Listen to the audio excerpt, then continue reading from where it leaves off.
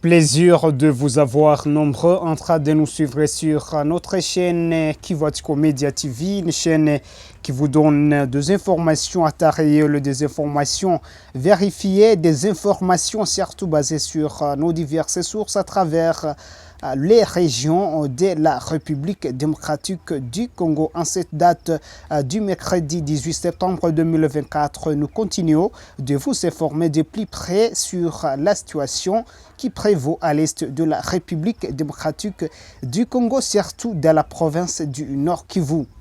Chères dames et messieurs, nous vous demandons de pouvoir vous abonner nombreux sur cette chaîne avant de développer notre session informative. 3 secondes pour vous abonner. Rappelons au départ qu'il s'agit de la guerre d'agression imposée par les Rwandais à la République démocratique du Congo RDC. Et aujourd'hui, en date du 18 septembre 2024, parlons des affrontements qui prévalent dans plusieurs agglomérations du territoire de Rutshuru de la province du Nord Kivu. Les affrontements ont repris ce matin entre les terroristes du M23 RDF soutenus par ce partenaire UPDF et les impérialistes contre les résistants Wazalendo qui combattent derrière les forces armées de la République démocratique du Congo FARDC. Nos sources de la région renseignent que les villages qui ont pris fuite suite à ces nouvelles escalades sont par exemple Bumbacha et Bunkuba dans les groupements Bukombo-Cheferi de Buito, principalement en territoire de Rutshuru. Nous sommes dans la province du Nord Kivu, toujours dans la partie est de la République démocratique du Congo. Les sources poursuivent que les habitants du groupement Bambo sont également en déplacement suite aux affrontements de ces milliers voisins qui ont fait que ces populations se déplacent vers d'autres zones du territoire, fuyant ces escalades produites en ces jours. Les affrontements de ces derniers jours en Nord Kivu interviennent dans la période où les cessez-le-feu instauré lors des discussions de Luanda dans la République angolaise entre les ministres des Affaires étrangères de ces deux États en conflit.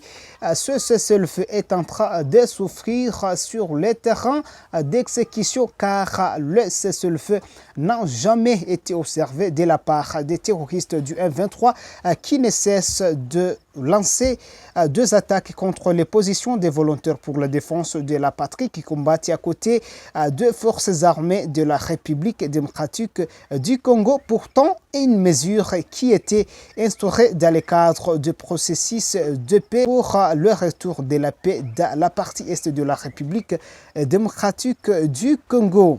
Les populations congolaises de ces différentes localités et différents groupements à travers les territoires de la province du Nord Kivu continuent d'appeler le gouvernement de la République de pouvoir fournir des énergies curatives qui pourraient tendre vers la fin de ces escalades croissantes. La situation qui demeure volatile dans la partie est de la République démocratique du Congo entraîne la situation humanitaire préoccupante aux populations qui sont actuellement déplacées à travers plusieurs sites confondus. À l'ouest de la ville de Goma au Nord Kivu, ils sont plusieurs milliers de déplacés et a fui ces escalades depuis plusieurs localités de la province.